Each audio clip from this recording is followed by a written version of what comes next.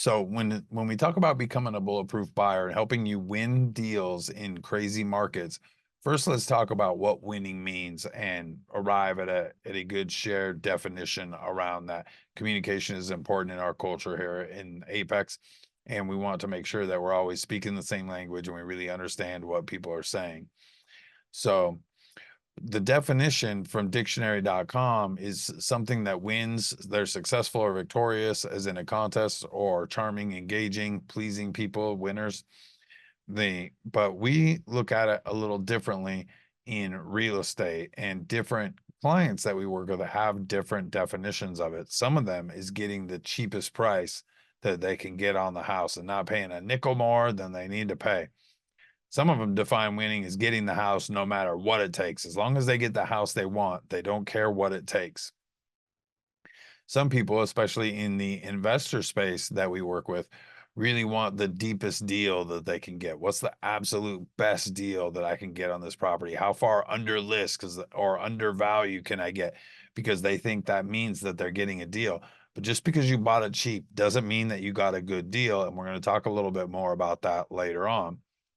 And then some people want to make someone lose. They feel like it's a zero-sum game. Somebody has to lose in order for them to win. If they don't win, then they must have lost. And hopefully that's not where you're at. And if that's where you're at, please go find another agent to work with, because we want to create win-win-win deals. We know there's opportunities for everybody to get a good outcome. That's what we strive to put together for people. We define winning internally, and when we're talking to our clients, as here's what we would define as a win, here's how we define success. We want to get you a house that you want at a price that you like and that you can afford in the time frame that works for you. That's where we define winning. If we can get you a house you like and can afford in a time frame that works for you, that you are excited about moving into as a buyer, then we have one for you. We have a little different definition, but it's also very similar for winning for sellers. But that's how we feel we've won for our buyers, when we can make those things happen for them. So it's not about saving the most money. It's not about the absolute best deal. It's not about winning the house no matter what. It's not about any of those things. Every win for us falls under those criteria.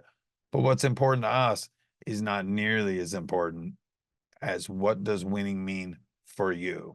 And can it change per house? We're going to talk a little bit about that as we go through things, because it can be scenario specific, deal specific on what a win looks like in any individual property and offer scenario.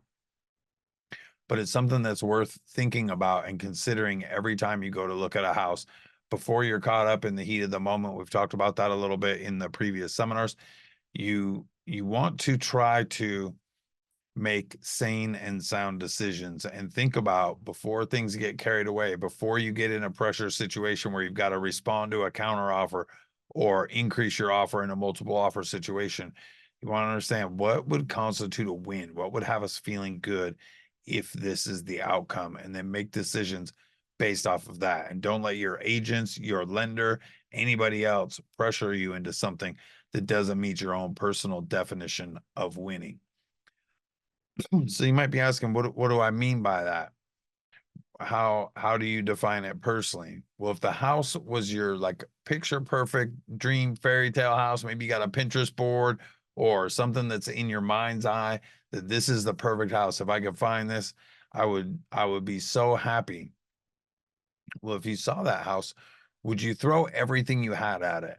Would it be worth just throwing everything you had and borrowing from family and friends and everything to get the absolute perfect house if you needed to? Would it be worth paying more for the perfect house? I put a kind of crazy example on the slide, right? Would you be willing to pay 500,000 more than other people for that house? Assuming you're not an investor, because they should be following some very strict metrics that they've set up for themselves on defining what a win looks like. They have a different set of criteria, or should have a different set of criteria. If you're an investor and you don't have a set of criteria, we should have a separate conversation around that. But would you be willing to pay way more than others for the house? Or does how much you pay in relation to what other people are willing to pay one of the things that you want to take into consideration when you're talking about winning? I often counsel people to not worry as much about what other people are willing to pay or what that looks like within a, a realm of reason on this. If this is going to be your primary home, if this is where you're going to spend a lot of time, if this is where you're going to make a lot of memories, then it might be worth paying more than other people would pay. It might unlock an opportunity for you that is more valuable than it is to other people. Doesn't mean you're overpaying. You're paying to the value that the house is giving to you. And we're going to dig into value in just a minute. What if it was a torn down, tweaker filled trap house that was fire damaged, but it was in the right area that you wanted to win? So the house was nothing like you were thinking about, but it was in the right neighborhood that you wanted to be in. That was so perfect. The commute is easy, the schools are amazing. Maybe you want something rural, maybe it's got big waterfront views or it's a lakefront property, but the house itself is jacked up. Would you even look at that? How could you make that a win? Well, it depends a lot on what you're paying for it. What if you could buy it for $1?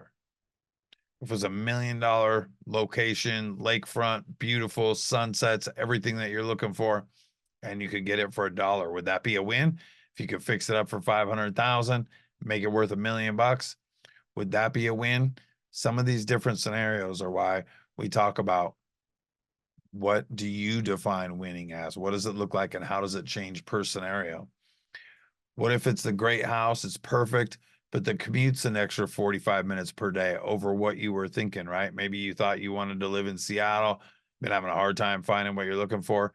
You find the perfect house in Auburn or Marysville or Woodinville, Monroe. So you got to drive a little bit more. If you got that house, would you be winning? What if it was $300,000 less than what you would be getting in Seattle? What if you could do something easy and make $300, 300,000 in sweat equity on that house? Would it be a win then to buy the house? Would you even be willing to trade the commute time for the savings or the equity on the house? These are some of the things that you want to think about when you're considering what does a win look like for yourself in general and on a specific property. You should feel good about getting the house. You should feel like you're winning. And every time you're writing an offer, you should be considering, if I get this offer, if this gets accepted, would I feel like I was winning in this deal or would I not? And that comes to play in a couple different standpoints when you're looking at writing the offer and if you're getting further into negotiation. But your offer is key to setting up that process.